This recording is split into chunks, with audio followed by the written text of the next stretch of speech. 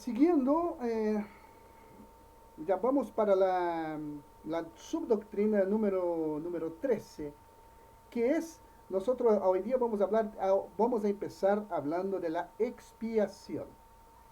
Eh, Tomemos por base el libro de Levítico, capítulo 16, versículo 16, que dice: así purificarás el santuario a causa de las impurezas de los hijos de Israel, de sus rebeliones y de todos sus pecados. De la misma manera hará también él al tabernáculo de reunión, el cual reside entre ellos en medio de sus impurezas. Entonces, solamente un versículo, hay tantos versículos que nos hablan de los rituales de expiación. El libro de Levítico es muy, digamos, es un manual para este tipo de culto. Vamos entonces ya al grano, a la explicación. Aunque los teólogos tienen términos, y siempre trato de usar términos teológicos acá, ellos tienen que usar el término expiación para sumar la obra de Cristo sobre la cruz. Entonces, cuando Cristo murió en la cruz, ellos dicen que hubo ahí una expiación. Esa expiación ocurre solamente en el Antiguo Testamento. Hay un texto de Romanos capítulo 5 y el versículo 11 que nos traduce mejor esta palabra para reconciliación. ¿Ya? Y solo se relaciona a una parte de lo que fue completado para nosotros, esto es la cobertura de nuestros pecados. Por ejemplo, antiguamente, cuando una persona cometía un pecado, ella obligatoriamente tenía que acercarse al tabernáculo, buscar los levitas presentando un animal que debería ser sacrificado. Pero aquella sangre derramada no, ella valía para aquel pecado que había sido cometido, no era para todos los pecados. Entonces, para cada pecado había una expiación. Ahí nos vamos a Romanos, capítulo 5, versículo 11. Ahí vamos a encontrar la palabra reconciliación. Entonces, esto significa, o esto significaba, que los pecados eran solamente cubiertos temporalmente. Ahora, con la muerte de Jesús, esta palabra significa cubrir. ¿Ya? Cuando se perdonaba allá, en la expresión perdonar pecados era simplemente cubrir temporalmente. Aquella persona de repente mintió, entonces, mentí. Tomaba una oveja, la presentaba al sacerdote, la oveja era degollada, la sangre derramada, se quemaba todo el sacrificio y aquel pecado estaba cubierto. De repente la persona cometía otro pecado. Imagínense, para cada pecado se requería un sacrificio. Entonces, esta palabra cubrir, ella fue usada por primera vez en Génesis 6:14, que dice, observen bien, hazte un arca de madera de gofer, harás aposentos en el arca y la calafatearás con brea por dentro y por fuera. ¿Se dan cuenta? Entonces ahí viene la palabra cubrir. Entonces había el arca, pero tenía que estar cubierta. Esto es una figura también sirve para nosotros que los pecados son cubiertos. Pero si nos vamos ahora a Romanos 5:11, vamos a encontrar lo siguiente, observen. Y no solo esto, sino que también nos gloriamos en Dios por el Señor nuestro Jesucristo, por quien hemos recibido ahora la reconciliación. Expiación era temporal, la reconciliación, ella es eterna. Entonces, una vez que uno se arrepiente en esta dispensación, en este tiempo, desde la muerte de Jesús, cuando uno se arrepiente de lo que ha cometido, sus pecados son perdonados. No son solamente cubiertos, son perdonados. Entonces, de nuevo el texto, y no solo esto, Romanos 5:11, y no solo esto, sino que también nos gloriamos en Dios por el Señor nuestro Jesucristo, por quien hemos recibido ahora la reconciliación. Hay varios textos en la misma carta a los romanos, donde, por ejemplo, Romanos capítulo 5, versículo 1, que dice que justificados pues por la fe, tenemos paz para con Dios por medio de nuestro Señor Jesucristo. Ninguna condenación hay para los que están en Cristo Jesús. ¿Se dan cuenta? Hay varios versículos, hermanos, que nos hablan de esto.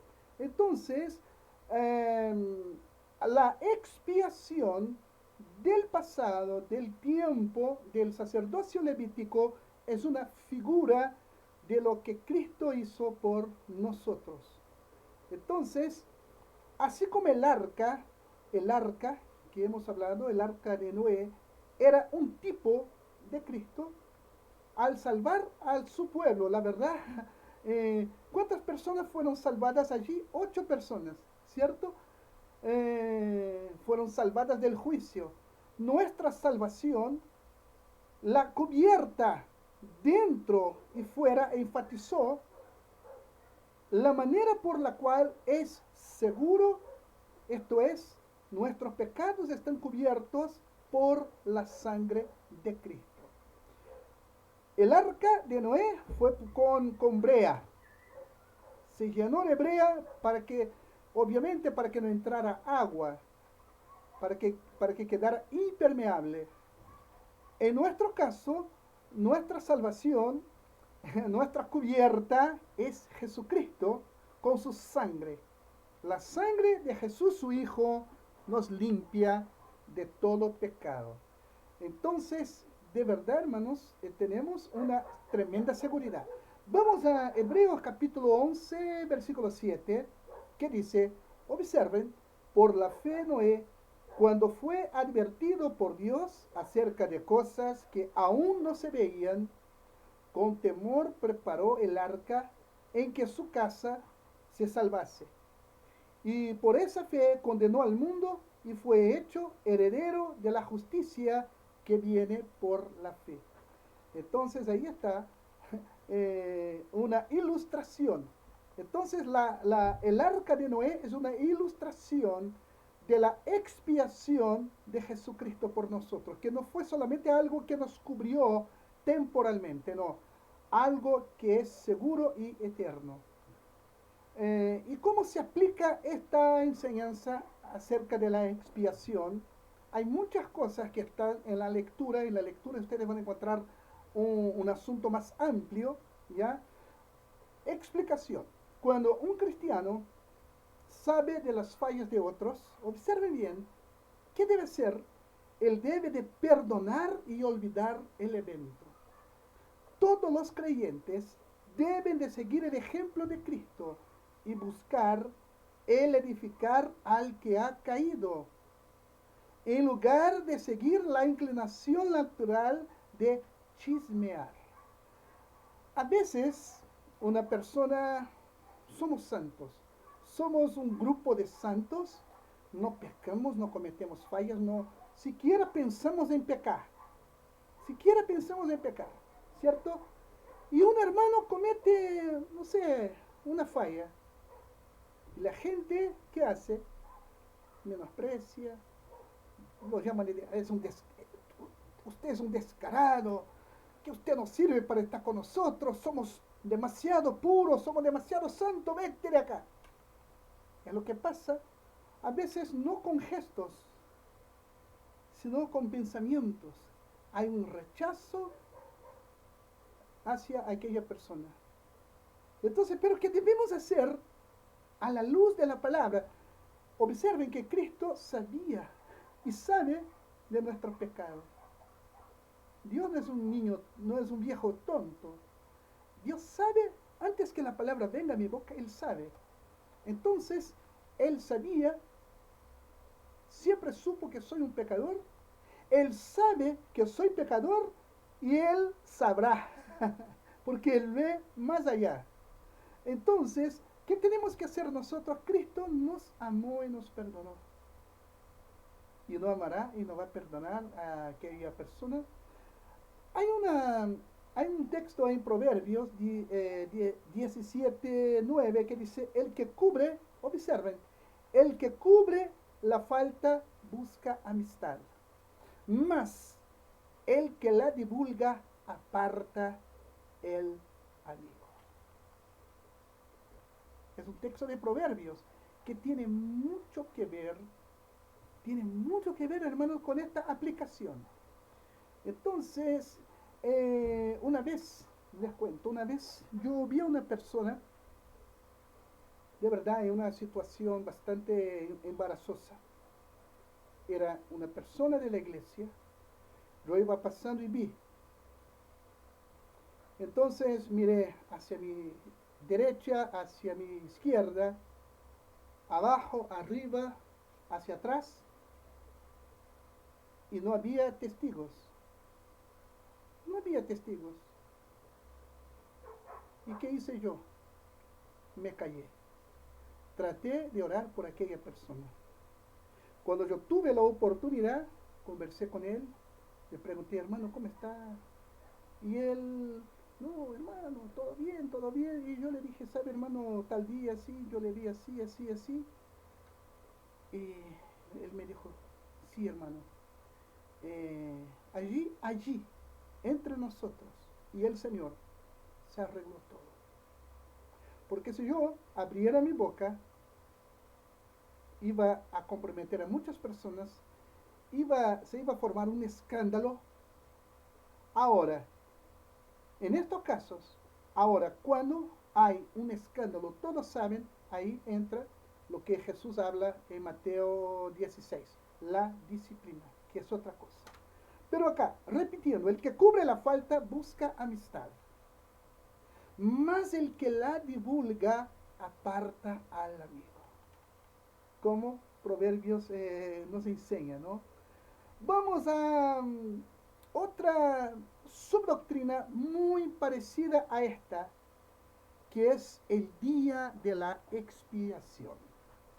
Nosotros entonces vamos a Levítico 16:30, que dice, porque en este día se os reconciliará para limpiaros y seréis limpios de todos vuestros pecados delante del Señor. Aquí está hablando de un día que era muy especial, que era el día de la expiación, que hasta el día de hoy los judíos celebran, pero no como se celebraba hace 3500 años, pero ellos asimismo celebran, que era el día más sagrado, cuando el sumo sacerdote, era la única vez en un año que el sacerdote entraba en el lugar santísimo para presentar la sangre de un animal que era degollado, o mejor, de 3 animales que eran degollados. Él tenía que rociar la sangre en el arca del pacto, y allí por un año los pecados de él y de todo el pueblo estaban cubiertos. Esta palabra en hebreo es kippur. La palabra kippur, incluso en 9 días los judíos estarán celebrando el llamado Yom Kippur, o el día del perdón. Se traduce así, pero no es el día del perdón, es el día es el día en que los pecados son cubiertos, pero se traduce como perdón. Y entonces, el sumo sacerdote una vez al año hacía esto. Ahora, para nosotros, observen bien, explicando un poco esta comparación de Cristo con el día de la expiación. Más de la mitad de los acontecimientos de la palabra expiación en la escritura se encuentran en Levítico 16. Entonces, si usted quiere saber más, que lea Levítico 16, lo cual describe el día más importante en el calendario hebreo, el Yom Kippur, día de expiación. Este día celebra, era un día anual, es decir, se celebraba aquel día solamente, se celebraba la cobertura nacional de los pecados al ofrecer los dos carneros a Dios. Dos carneros eran sacrificados. Uno era sacrificado, observen bien, uno era sacrificado y el otro era llevado afuera al desierto. Es muy interesante, y si hacemos una comparación, entonces sabemos, en esta ceremonia el sacerdote entraba al lugar santísimo para presentar la sangre del ternero muerto a Dios, ¿ya?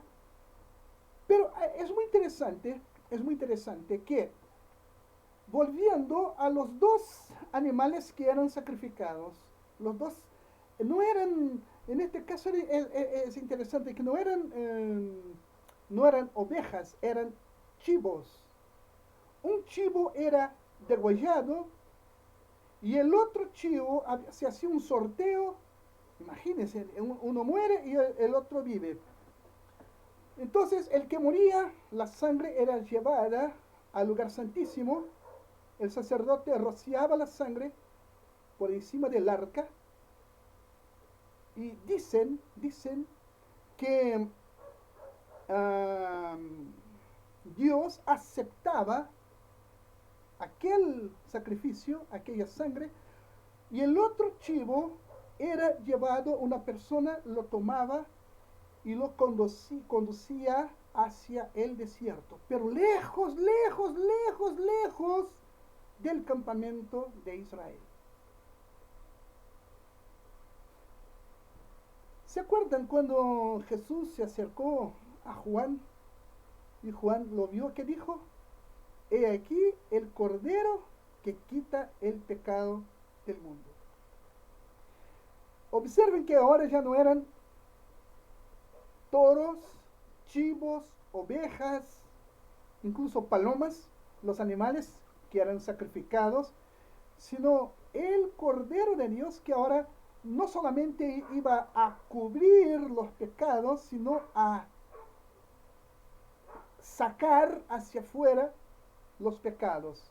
Y aquí el Cordero que quita el pecado del mundo.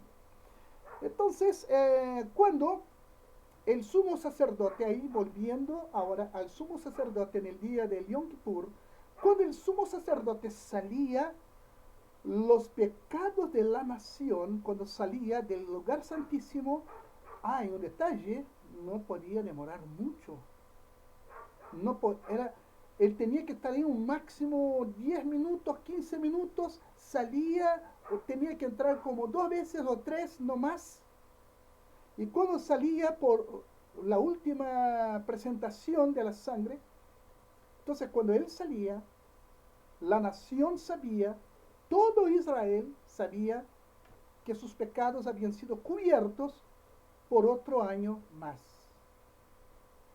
Cristo cumplió, observen bien, Cristo cumplió este tipo en el cual Él ofreció su propia sangre a Dios.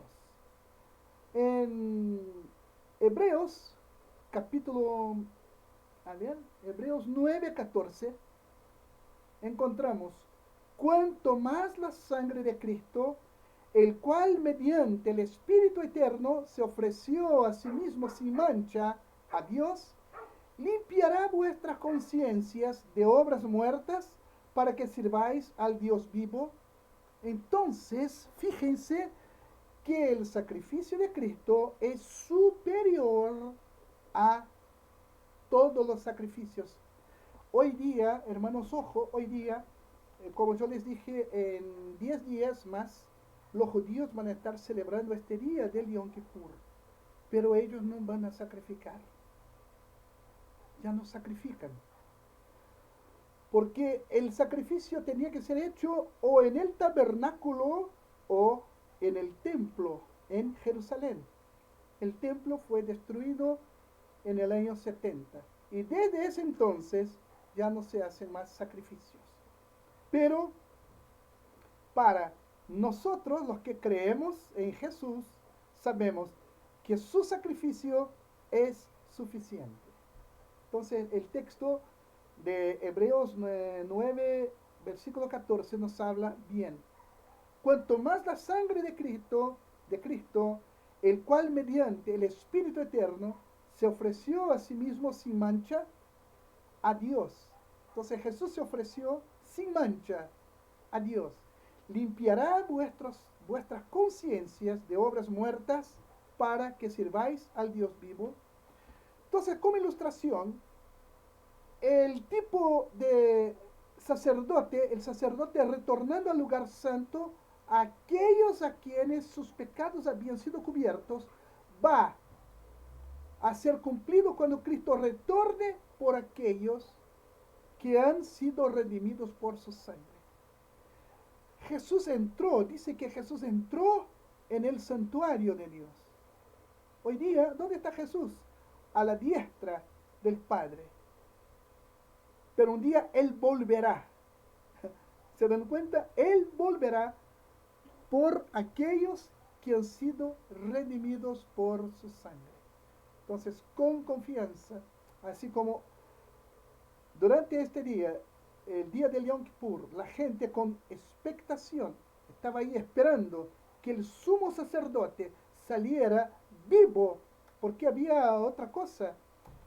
El concepto de santidad era tan grande, pero tan grande, que se temía por la muerte del sumo sacerdote si él no estuviese, digamos, preparado o si no hubiese pedido perdón por sus pecados, porque delante de la santidad de Dios nadie que no esté bien queda vivo. Entonces había esta preocupación, pero la historia muestra que todos los sumos sacerdotes volvieron vivos. Bien, aplicando esto para el cristiano, esta es una bendita y purificante esperanza. Tito capítulo 2, versículos 12 y 13, dice, enseñándonos que renunciando a la impiedad y a los deseos mundanos, vivamos en este siglo sobria, justa y piadosamente, aguardando la esperanza bienaventurada a la manifestación gloriosa de nuestro gran Dios y Salvador Jesucristo. En 1 de Juan 3:5 dice, y sabéis que Él apareció para quitar nuestros pecados, y no hay pecado en Él. Entonces, aquí está, es muy claro esto. Entonces, ¿cómo yo aplico esto? Creyendo y confiando en el sacrificio de Cristo que es perfecto. Jesús dijo sus últimas palabras, ¿cuáles fueron? Consumado es. En otras palabras, hecho está. Está listo. Es por eso que, y vuelvo a decirles, ninguna condenación hay para los que están en Cristo Jesús. Otra subdoctrina sobre Jesucristo es Cristo y las fiestas de Israel. Las fiestas, las tres fiestas principales que se celebraban y hasta el día de hoy se celebran en Israel, están en la Biblia, ellos también nos hablan de Jesús. Vamos a Levítico 23, versículo 2, que dice, habla a los hijos de Israel y diles, las fiestas solemnes del Señor las cuales proclamaréis, como santas convocaciones serán estas. Entonces, habían, había 7 fiestas principales. Habían siempre, la Biblia nos habla de una santa convocación, o, es decir, una asamblea. Y están en este capítulo 23 de Levítico, ¿ya? Y esto también tipológicamente se cumple en Cristo. Las primeras 4 fiestas ya han sido cumplidas, ¿ya? Y las 3 que restan van a ser cumplidas con la venida de Cristo. Vamos a ver, la primera fiesta muy conocida es la Pascua. La Pascua, observen bien hermanos, habla de nuestra redención, la cual fue completada sobre la cruz. Y no tengo tiempo para dar detalles, pero en el texto ustedes van a ver otras cosas más. Observen bien en 1 de Pedro 1, 18 y 19, que dice, sabiendo que fuisteis rescatados de vuestra buena manera de vivir, la cual recibisteis de vuestros padres, no con cosas corruptibles como oro o plata, sino con la sangre preciosa de Cristo, como de un cordero sin mancha y sin contaminación.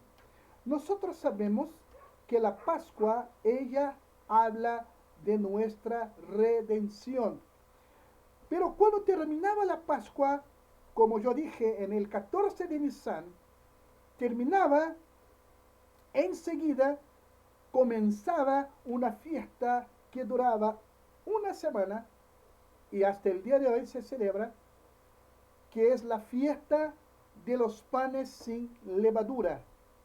Durante una semana, y yo viví esto en Israel cuando yo estuve, durante una semana, y yo ya no aguantaba más, comí como una galleta así cuadrada, era así, y sin levadura.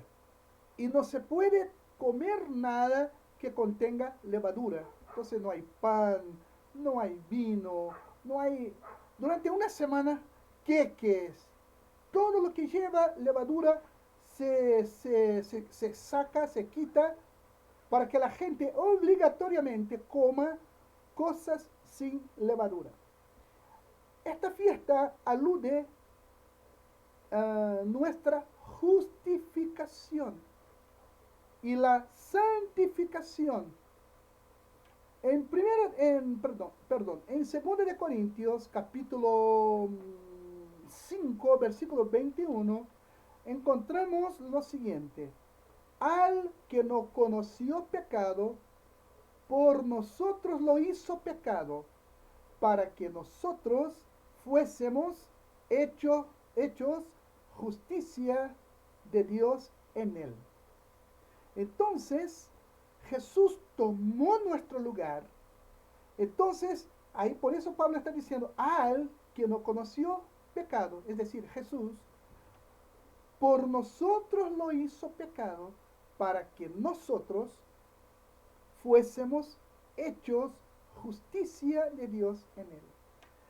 Y en 1 Corintios 5, versículo 7, encontramos lo siguiente, limpiaos pues de la vieja levadura para que seáis nueva masa, sin levadura, como sois, porque nuestra Pascua, que es Cristo, ya fue sacrificada por nosotros. Entonces, esta segunda fiesta que estoy hablando ahora, de los panes sin levadura, nos hablan de nuestra justificación.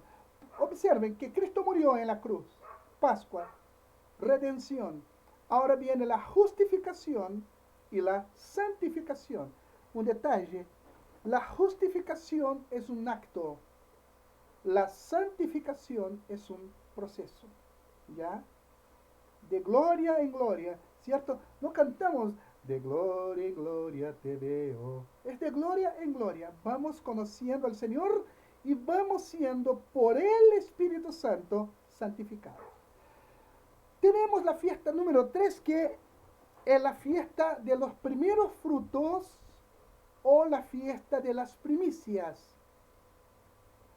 Viene una tercera fiesta en ese mismo tiempo de Pascua, la fiesta de los panes sin levadura, y viene la fiesta de las primicias. Esta fiesta fue cumplida cuando Cristo resucitó. ¿Qué dice el apóstol Pablo? Que Jesús es la primicia de los que durmieron.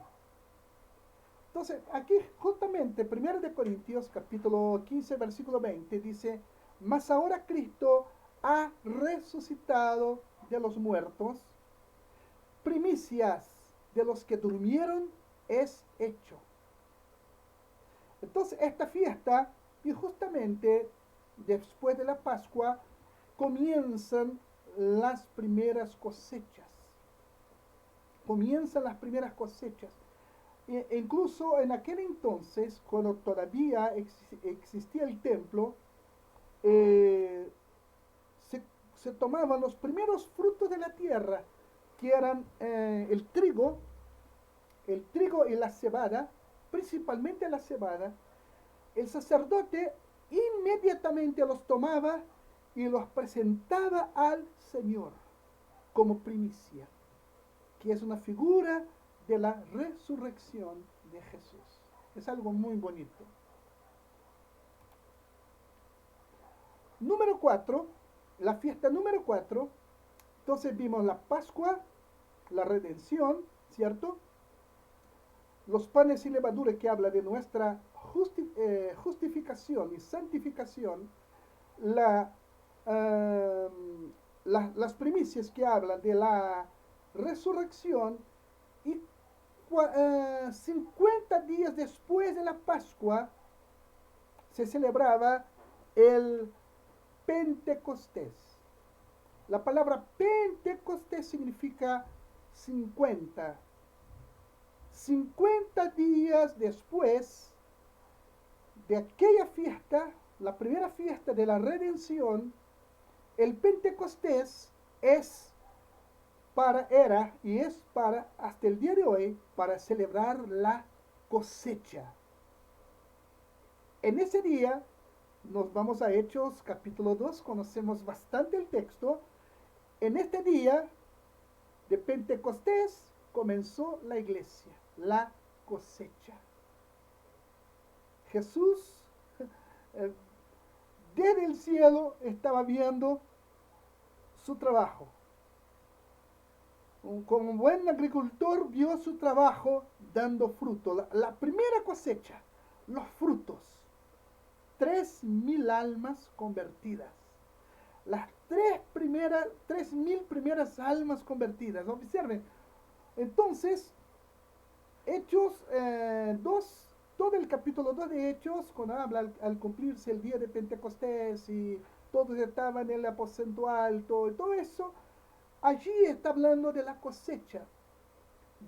A mí me alcanzó en Israel pasar la Pascua, no, una fiesta que viene antes, el Purim.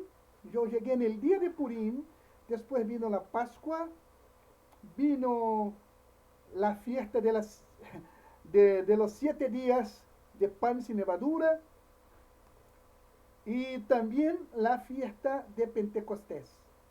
Y me pareció muy bonito que ellos, los hermanos de allá, hacían los bautismos en el día de Pentecostés. Un grupo iba a otras partes, principalmente a Jerusalén, a celebrar con los otros hermanos, y otro grupo se quedó ahí y yo estuve presente, y fue muy bonita la fiesta. Muy bien, la fiesta número 5 es la fiesta de las trompetas. Esta fiesta de las trompetas, ella se está celebrando coincidentemente hoy día,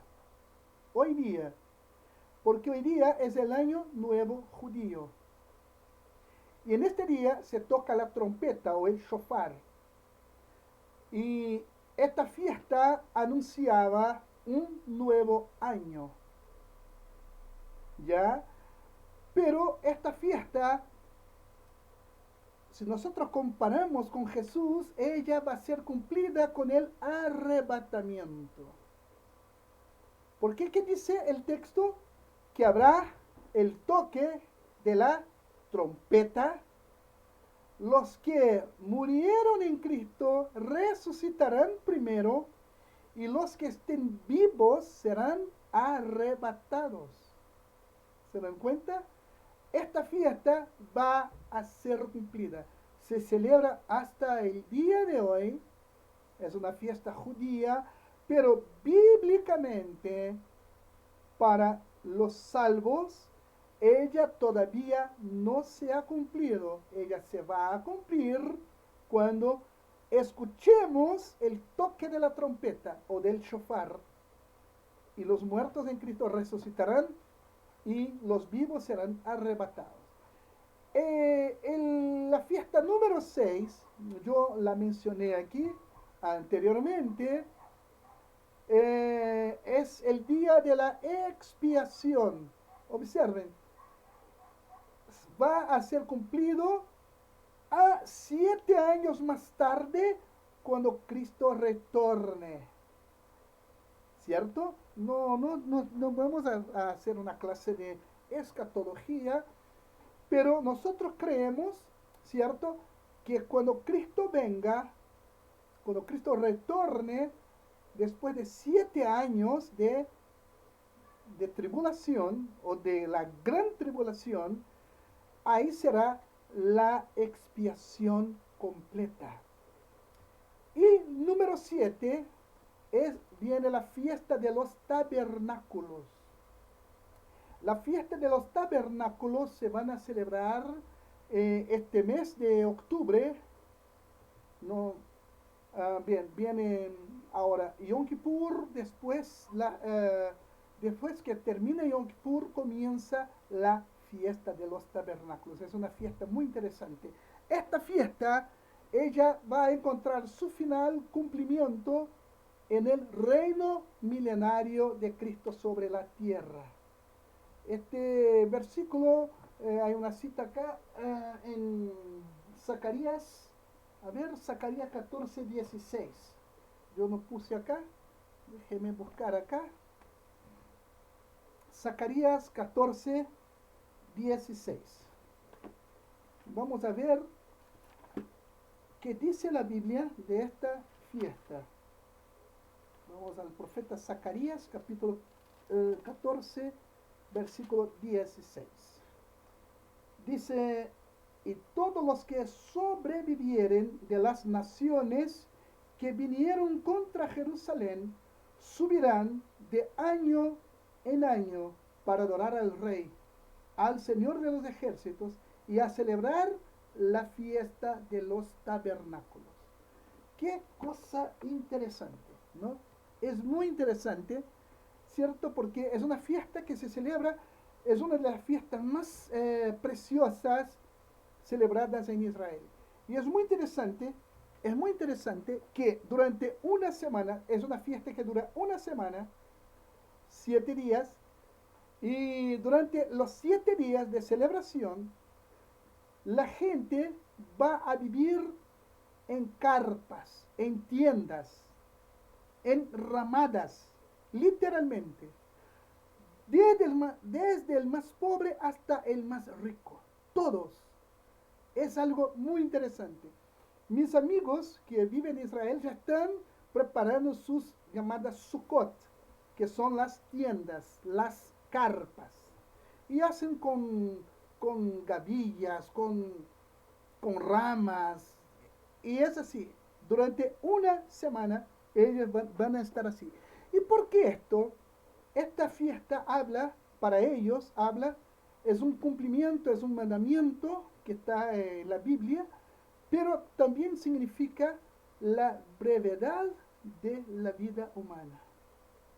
Y también se acuerdan el tiempo que ellos fueron peregrinos en el desierto. Ellos nunca se olvidaron, siempre celebran esta fiesta. Y es con gozo, es con alegría No, no, yo voy a estar en una carpa, no, van felices. Yo en una oportunidad, a mí me invitaron hace muchos años a una fiesta de los tabernáculos.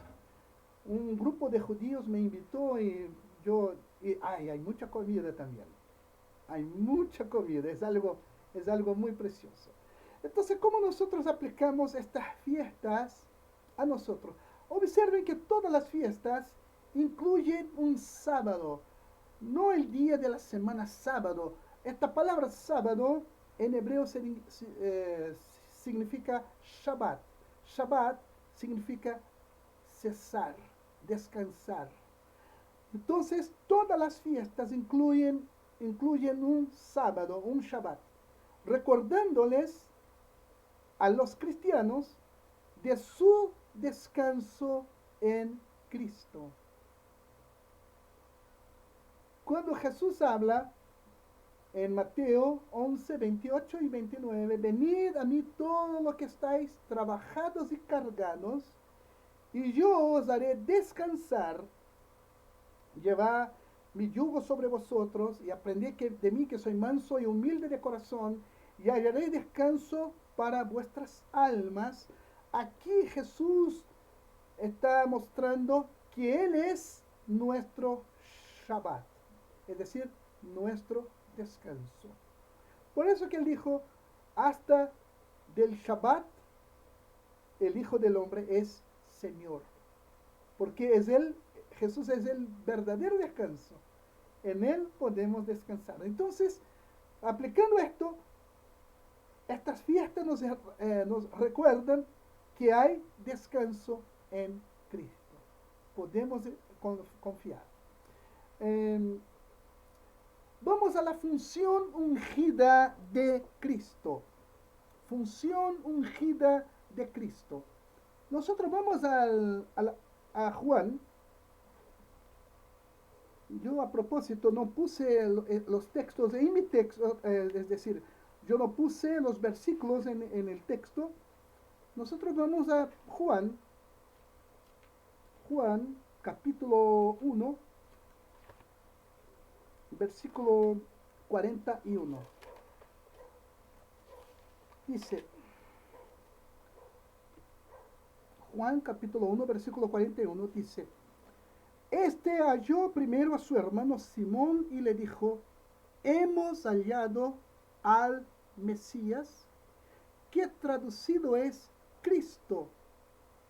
Hermanos, en el Antiguo Testamento, los hombres de Dios que eran llamados para servicios especiales, tales como reinado, sacerdocio y como profeta, ellos eran ungidos. Se derramaba aceite sobre esas personas, ¿cierto? Entonces había un acto de unción. Cada una de estas tres funciones, es decir, profeta, rey y sacerdote, estas tres funciones se encuentran su cumplimiento en Cristo. Porque Jesús, el nombre Cristo es la traducción de la palabra Mesías, o mejor dicho, Mashiach. Mashiach es el que recibe la unción. Entonces, en un buen castellano, se traduce como el ungido. Entonces, no es ningún pecado, no es ninguna herejía llamar a Jesús el ungido, porque la palabra Cristo se tradujo Cristo en griego, entonces en español ungido. Entonces Jesús fue ungido, y observen que Jesús tiene tres funciones: de rey, profeta y sacerdote. Es muy interesante. Rey, profeta y sacerdote. Y es interesante cuando nosotros analizamos esta función triple de Jesús como rey, profeta y sacerdote. Su antepasado David también David fue ungido rey, ¿cierto? Pero David tuvo funciones proféticas e incluso de sacerdote. Fue el único. Es decir, David es una figura, es un tipo de Cristo. Entonces, como profeta, eh, dice que Jesús eh, fue un profeta mayor que Moisés. Por ejemplo, Jesús declaró, aquí vamos a Juan, de nuevo a Juan, he cerrado acá la Biblia, pero no importa. No importa. Juan capítulo 1, versículo 18, nosotros vamos a encontrar a Jesús ejerciendo su ministerio profético. Aquí, Juan capítulo 1, versículo 18.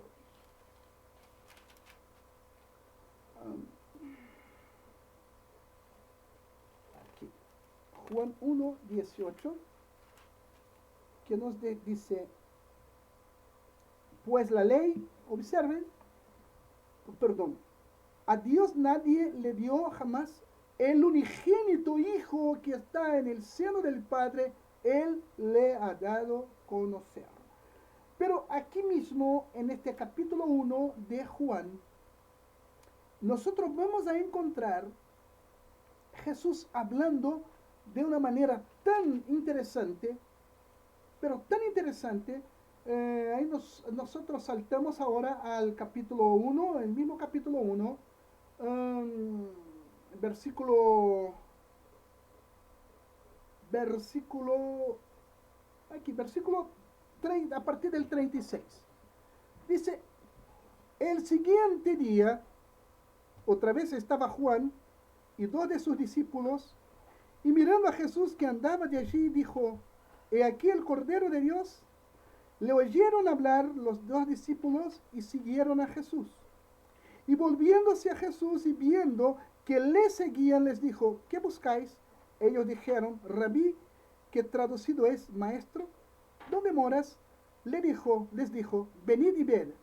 Fueron y vieron dónde moraba y se quedaron con él aquel día, porque era como la hora 10.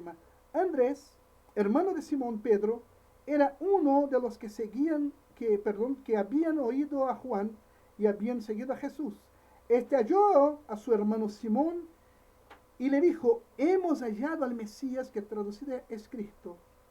Y le trajo a Jesús, y mirándole Jesús, dijo, tú eres Simón, hijo de Jonás, tú serás llamado Cefas, que quiere decir Pedro. Ahora, siguiendo la lectura, al siguiente día quiso Jesús ir a Galilea y halló a Felipe y le dijo, sígueme. Y Felipe era de Betsaida, la ciudad de Andrés y Pedro. Felipe halló a Natanael y le dijo, hemos hallado a aquel de quien escribió Moisés en la ley, así como los profetas, a Jesús, el hijo de José de Nazaret. Natanael le dijo, ¿de Nazaret puede salir algo de bueno? Le dijo Felipe, ven y ve. Cuando Jesús vio a Natanael que se le acercaba, dijo de él, he aquí un verdadero israelita en quien no hay engaño. Le dijo Natanael, ¿de dónde me conoces? Respondió Jesús y le dijo, antes que Felipe te llamara, cuando estabas debajo de la higuera, te vi. Respondió Natanael y le dijo, tú eres el rey de Israel. Respondió Jesús y le dijo, ¿por qué te vi debajo de la higuera, crees? Cosas mayores que estas verás. Y le dijo, de cierto os digo, de aquí adelante veréis el cielo abierto y a los ángeles de Dios que suben y descienden sobre el Hijo del Hombre. Entonces aquí vemos, y en tantos pasajes de la Biblia, vamos a ver a Jesús con su función profética. Como de sacerdote, la función de Jesús como sacerdote, tenemos varios pasajes, no podríamos leer todos acá, pero como sacerdote, Jesús ofreció un sacrificio más grande o el sacrificio más grande, porque Él sacrificó, el sacrificio fue de sí mismo. Este texto ya hemos leído al comienzo, está en Hebreos 9:14. Como rey y rey de reyes, no solo está en total control ahora, porque Jesús es rey de reyes ahora y por toda la eternidad, ¿cierto? Dice el Salmo 21, versículo 1, que el Señor reina, sino también reinará por 1000 años en su propio reino. ¿Y en dónde Jesús va a reinar, hermanos? Este pasaje está en Apocalipsis 20, de 1 a 6. Observen que Jesús va a reinar visiblemente, corporalmente, desde Jerusalén. Ahora, a la gente que es desordenada, no acepta leyes, y eso y aquello y lo otro, si la gente reclama, se queja de algunos gobernantes que incluso están haciendo lo correcto, en el reinado de Jesús dice que Él regirá con vara de hierro. Va a ser la dictadura más poderosa de la historia. Entonces, pobre de los desordenados, de la gente que no respeta a nada y a nadie, pobres de ellos. Muy bien, aplicación de esta doctrina de la función ungida de Cristo. Ya que Jesús es nuestro profeta, sacerdote y rey, y los creyentes deben obedecer lo que Él dice como profeta en las Escrituras, vengan a Él en oración como sacerdote que es y sírvanle como su rey. Entonces tenemos a este sacerdote que incluso intercede por nosotros constantemente. Aquí se está mandando sus condoros y él está intercediendo, ¿cierto? Entonces tenemos que obedecerle como profeta, ir a él en oración como sacerdote y servirle como nuestro rey. Y por último, para esta clase de hoy, déjenme ver qué horas tenemos acá. Mi cronómetro está aquí en funcionamiento. Vamos a hablar ahora, tenemos que hablar en términos teológicos. Quiero hablar de una palabra griega llamada kenosis.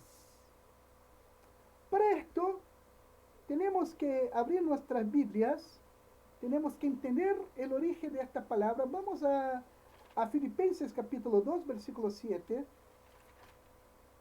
Y yo también aquí a propósito, no estoy con el texto o el versículo bíblico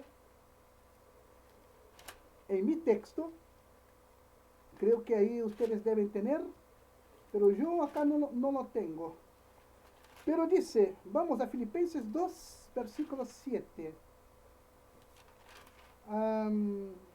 Dice, sino que se despojó a sí mismo, tomando forma de siervo, hecho semejante a los hombres.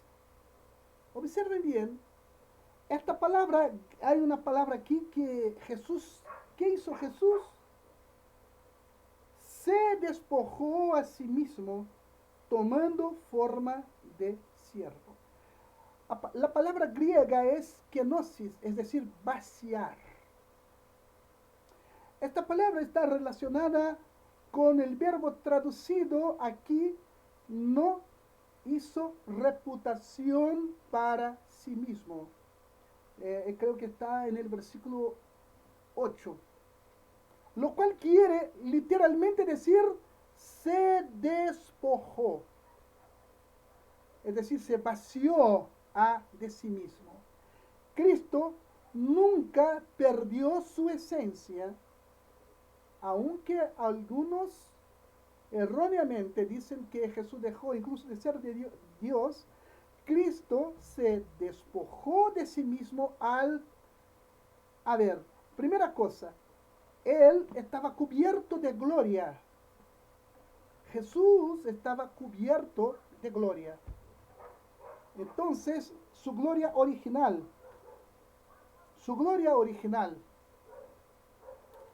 con el Padre, gloria eterna.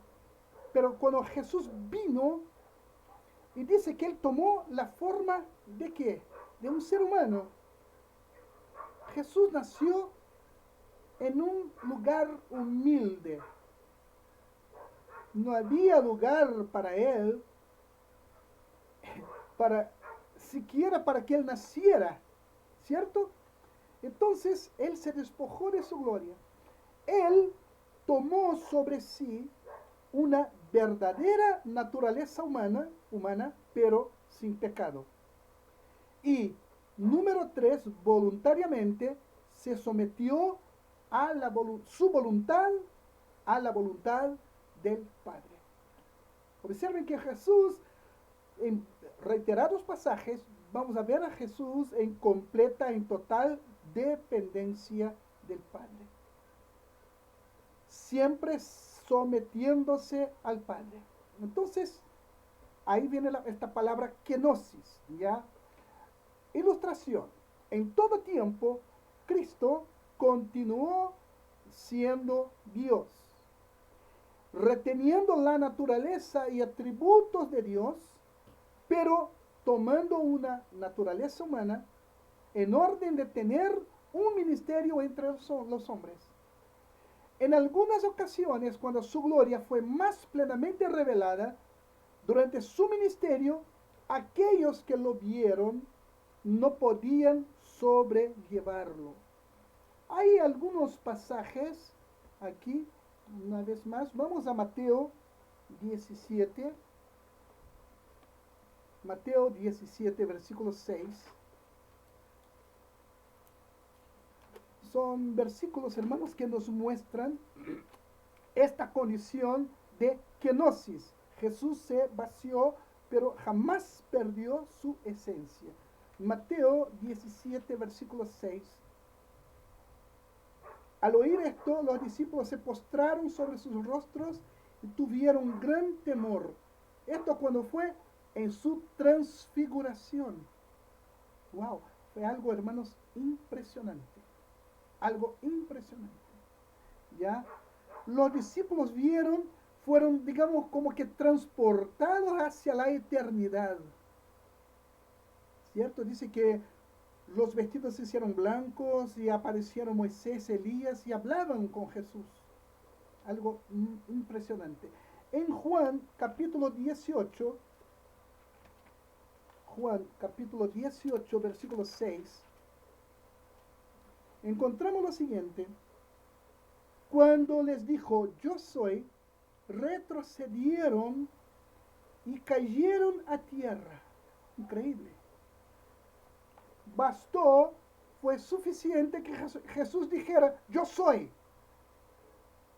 Esta palabra ya sabemos qué significa, ¿cierto? Allí aquellos hombres cayeron.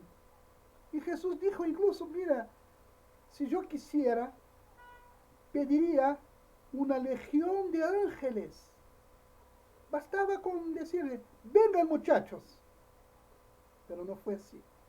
Jesús, siendo Dios, Filipenses capítulo 2, los primeros versículos nos hablan bien. Y dice después, en este mismo texto, que Jesús fue humillado hasta lo sumo. Él tomó forma de siervo, pero fue humillado hasta lo sumo y muriendo en la cruz. Dice, y muerte de cruz. Y dice después, por lo cual Dios exalta a Jesús soberanamente.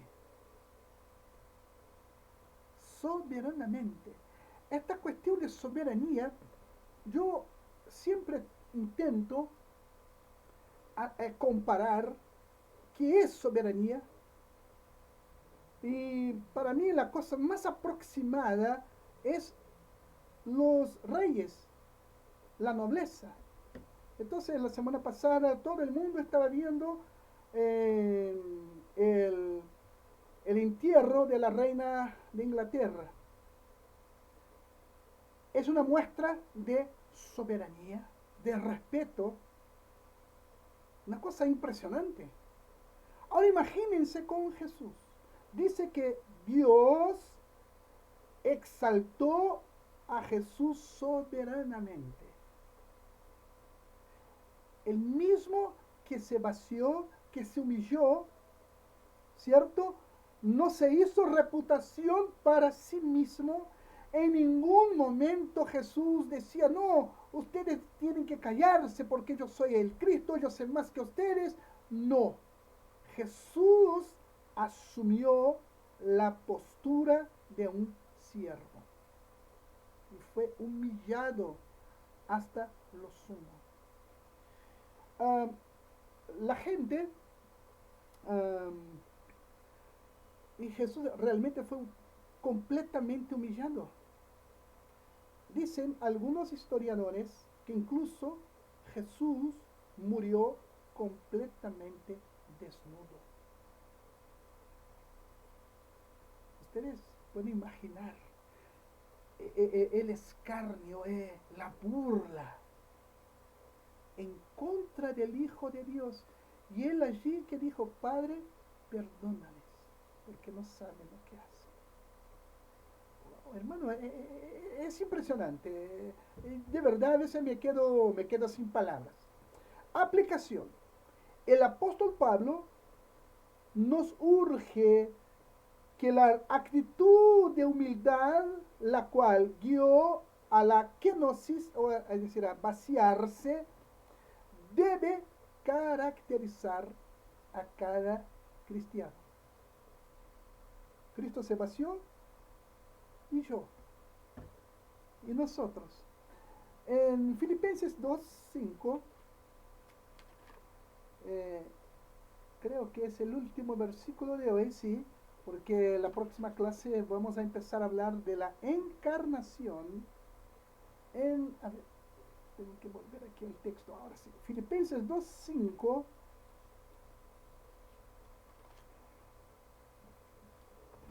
va a ser el último versículo.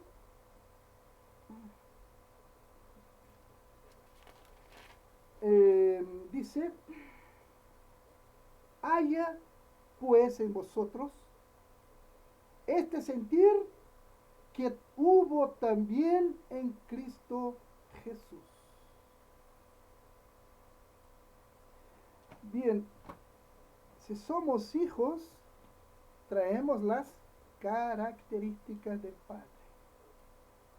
Jesús dijo, aprended que soy manso y humilde de corazón, y hallaréis descanso para vuestras almas.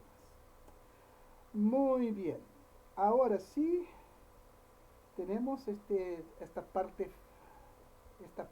para algunas preguntas, si es que hay preguntas. Entonces vamos a ellas, y principalmente lo que acabamos de ver acá sobre estas doctrinas sobre Jesús.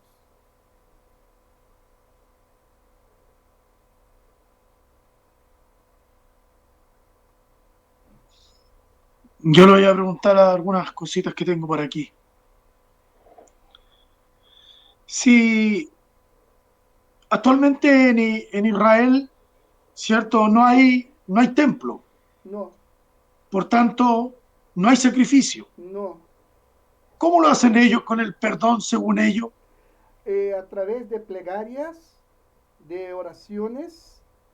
Por ejemplo, hace como 15 días aproximadamente, o mejor dicho, todo el mes de septiembre, incluso amigos míos hicieron grabaciones y yo vi, ellos van a las sinagogas, que hay muchas en Israel, y pasan horas y horas haciendo oraciones específicas para pedir perdón a Dios. Así que hacen. Y cuando llega el día de Yom Kippur, es el único día o uno de las pocas ocasiones donde ellos van a ayunar incluso a las 24 horas. Ellos se van a vestir de manera muy sencilla, no usan zapatos de cueros, nada así, van de manera muy sencilla, pasan todo un día en las sinagogas rezando. Hay, hay oraciones específicas. Una vez yo fui invitado a una sinagoga para pasar el Yom Kippur. Fue muy interesante. Yo quería conocer y yo fui. Entonces, es muy interesante que ellos piden perdón por todo y Y así, así, no, así ya, nomás. y usted no tiene, no sabe si esta gente que hace eso, ellos se sienten perdonados. Sí, se sienten. Es algo increíble, es algo al mismo tiempo que ellos tienen la conciencia, porque en el judaísmo hoy día tiene poquísima cosa de la Biblia y mucha cosa de la tradición de los rabinos. Entonces, ellos tienen la creencia de que cuando llega este tiempo ahora, el comienzo de este nuevo año, Dios va a pesar a cada uno de ellos en una balanza. Entonces, ellos tienen esta creencia que Dios va a pesar la actitud de cada uno en una balanza. Y si la persona está, digamos, bajo condenación, ellos creen, hay obviamente mucha superstición, ellos creen que van a morir. ¿Y qué hacen? Este tiempo es el tiempo que ellos hacen más caridades. Por ejemplo, en esta fecha, hoy día, la mayoría de los locales de judíos, es decir, industria, comercio, oficinas, está cerrado. Nadie trabaja. Nadie trabaja. Y ellos van a pagar el día a sus empleados, porque ellos tratan de ser lo más justo posible, porque ellos piensan que con esto van a garantizar la bondad y la misericordia de Dios. Es una creencia. Nosotros sabemos que todo esto sin Cristo no vale nada, ¿cierto? Pero para ellos esto tiene muchísimo valor. Así proceden ellos. Es como bien fuerte, sí, ¿ah? E Fuerte en el incluso, sentido que ellos sí, no tienen ni un perdón al final. sí, pues, incluso ellos llevan tan en serio, que el incidente diplomático que el presidente de Chile provocó con Israel, ellos no, ellos trataron de no llevar más allá la cosa, porque fue una ofensa gravísima, fue una cosa sin precedentes en el mundo de la diplomacia. ¿Y por qué no hicieron nada? Porque ellos están justamente en este tiempo de considerar las cosas, de no ser pesados, de todo eso. Así proceden ellos. Es algo muy interesante. Es algo muy interesante. Ya, gracias. El otro, no hay ninguna evidencia en la escritura, ¿cierto? Ninguna evidencia de que algún sacerdote haya muerto, ¿cierto? No, no hay. No No hay. hay. No hay. Esa es la misericordia de Dios nomás. No hay porque esto muestra que los sacerdotes trataban de ser el ejemplo y de vivir una vida de santidad. Ya. Lo otro, usted habló de las fiestas, ¿ya? Ujú.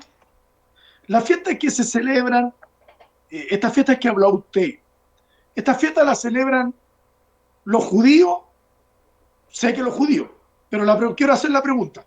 Como que yo no sé, Ajá. hay algo que no sé si los judíos o los judíos mesiánicos o la iglesia, ese uno. Ah, ¿Hay alguna fiesta? ¿Por qué? ¿Por qué pregunto esto? Porque cuando yo llegué a la metodista pentecostal, ya, se celebra, ¿cierto?, la fiesta de Pentecostés. Ujú. ¿Ya? ¿Qué hacen ahí? Todos los que tienen que llevar las primicias, llevar las vacas, los corderos, la verduras, papas, cebolla y Ujú. llenar el altar de, de esta día de Pentecostés, le llamaban. Ajá. Entonces me llama la atención ahora que hay varias fiestas, las he leído por supuesto, pero quiero que usted me responda, me aclare esto. ¿Qué Bien, fiestas hay en la iglesia entonces? bien. A la iglesia, si nosotros nos vamos a la Biblia, a, a la iglesia no está ordenada la celebración de ninguna fiesta. Todas estas fiestas que hemos visto, ellas son, algunas de ellas se cumplieron, ya se cumplieron en Cristo, son figuras, perdón, de lo que Cristo hizo y de lo que Cristo hará. Entonces ahí el texto nos es muy claro. Ahora, yo sé que hay personas sin conocimiento bíblico, sin base bíblica para celebrar dichas fiestas. Porque si no, pronto, ya está bien, entonces la Biblia dice que hay que circuncidar a los niños y a los varones, entonces vamos a hacer un culto para circuncidar.